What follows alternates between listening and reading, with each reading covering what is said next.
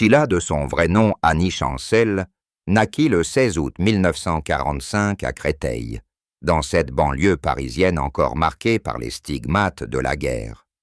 Fille unique d'un couple modeste, son père tenait un petit commerce de fruits et légumes sur le marché local, tandis que sa mère travaillait comme couturière à domicile.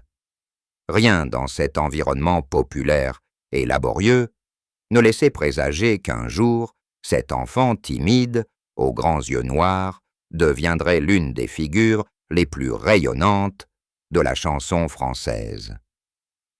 Dès l'âge de 11 ans, Annie chantait déjà dans les surprises parties du quartier et dans les kermesses paroissiales, sa voix claire et chaude attirant immédiatement l'attention. C'est à 14 ans, lors d'un radio-crochet organisé au cinéma Le Palace de Créteil, qu'elle fut remarquée par un producteur en quête de nouveaux talents. Il lui proposa aussitôt d'enregistrer un premier disque. Contre l'avis de ses parents, qui craignaient pour ses études, elle accepta et choisit comme nom de scène Sheila, un prénom qu'elle trouvait à la fois doux et mystérieux. Les années 60 furent celles de l'explosion. À 16 ans à peine, elle connut le succès fulgurant avec « L'écolier est fini », un titre qui devint l'hymne de toute une génération d'adolescents libérés des contraintes scolaires et avides de liberté. Suivirent une série de tubes qui s'enchaînèrent comme des perles. Le folklore américain, pendant les vacances, la famille, vous les copains. Sa silhouette longiligne, ses cheveux blonds coupés au carré, ses tenues sages mais modernes, firent d'elle l'idole des jeunes. On l'appelait la petite fiancée de la France. Elle remplissait l'Olympia à 18 ans, tournait dans des films musicaux, apparaissait chaque samedi soir à la télévision dans « Salut les copains ». Partout où elle passait, des milliers de fans hurlaient que son nom.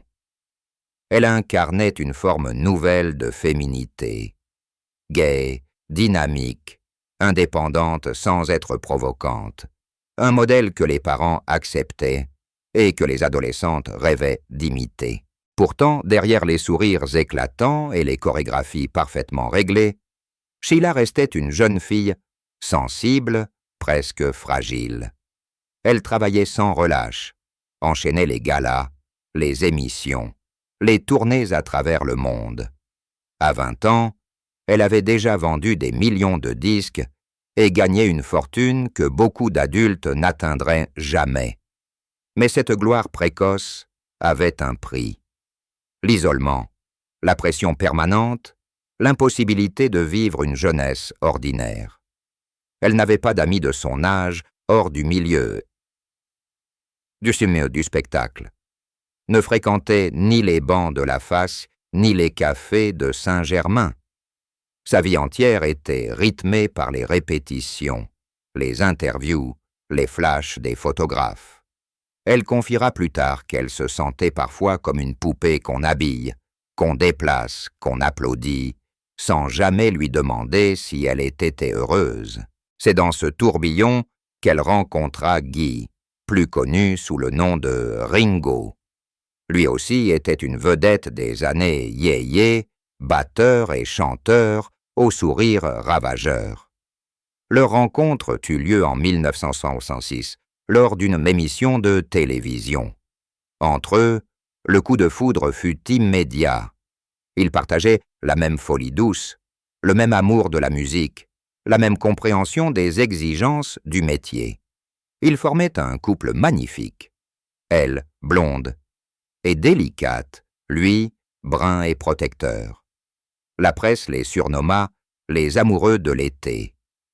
Ils se marièrent en février 1973 dans la plus stricte intimité, loin des objectifs, dans une petite église de Normandie.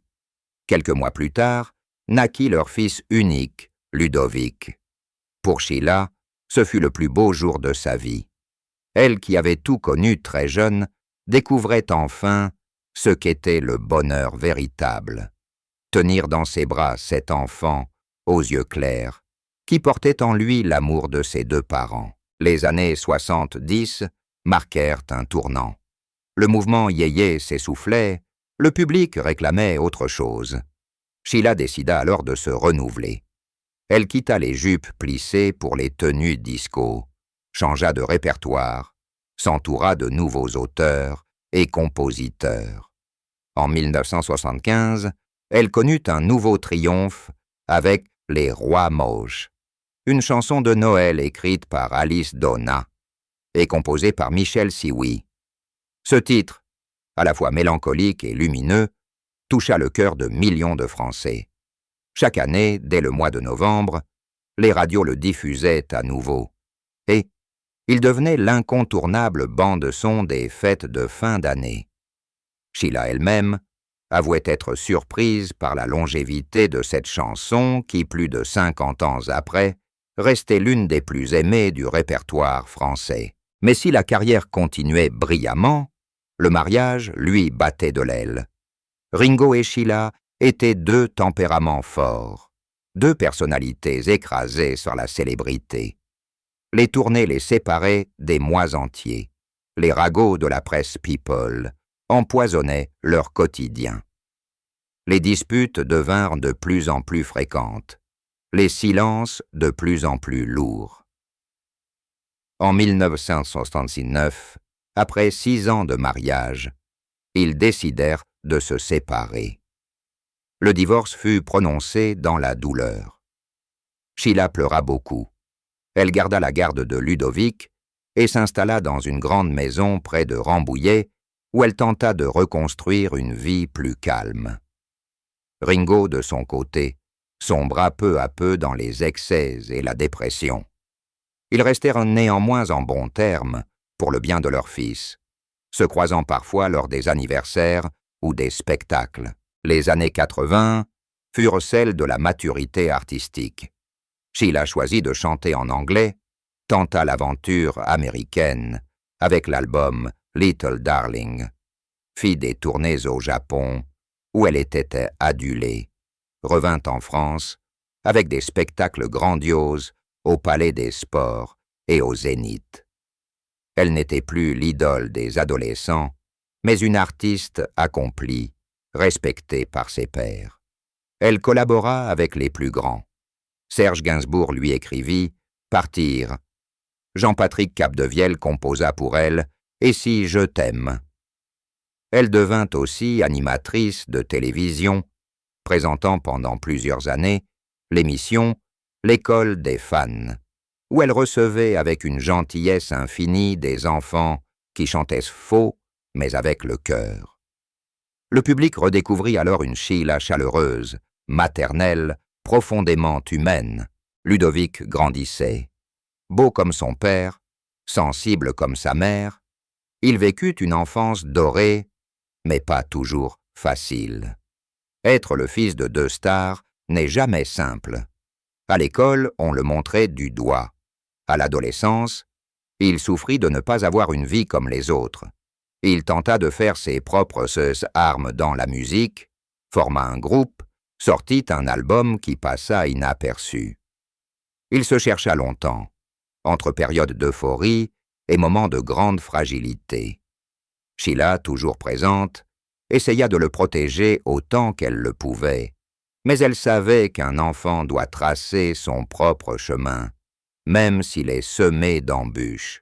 Les années 2000 virent Sheila célébrée comme une icône. On lui consacra des émissions spéciales, des coffrets, des livres. Elle remplit Bercy pour ses 50 ans de carrière, entonna Les Rois Mages, sous une pluie de confettis dorés tandis que le public, toute génération confondue, chantait avec elle. Elle créa sa propre maison de disques, produisit de jeunes artistes, s'engagea dans de nombreuses causes caritatives. La lutte contre le cancer du sein, l'aide aux enfants malades, la protection des animaux. Elle devint une figure de bienveillance, une femme qui, après avoir tout connu de la gloire, avait choisi de redonner ce qu'elle avait reçu. Et puis vint l'année 2017. Le 7 juillet, Ludovic fut retrouvé sans vie dans sa maison de l'île de la Jatte. Il avait 34 ans, overdose médicamenteuse. L'information fit l'effet d'un coup de tonnerre.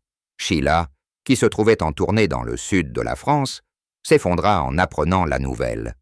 Elle annula tous ses concerts, rentra à Paris dans un état second. Les obsèques eurent lieu dans l'intimité, à l'église Saint-Roch. Elle marcha derrière le cercueil de son fils unique, le visage dévasté, soutenu par ses amis les plus proches. Les jours qui suivirent furent un cauchemar. Elle ne dormait plus, ne mangeait plus, errait dans la maison, où chaque objet rappelait Ludovic. Ses disques, ses photos, ses vêtements d'enfant qu'elle n'avait jamais eu le cœur de ranger. Lors d'une interview télévisée quelques mois plus tard, elle accepta pour la première fois de parler. Assise sur un canapé blanc, vêtue de noir, les yeux rougis, elle laissa couler ses larmes sans chercher à les retenir. Un enfant, ça ne devrait jamais partir avant sa mère, murmura-t-elle d'une voix brisée. On ne survit pas à ça. On apprend juste à vivre avec un trou béant dans le cœur.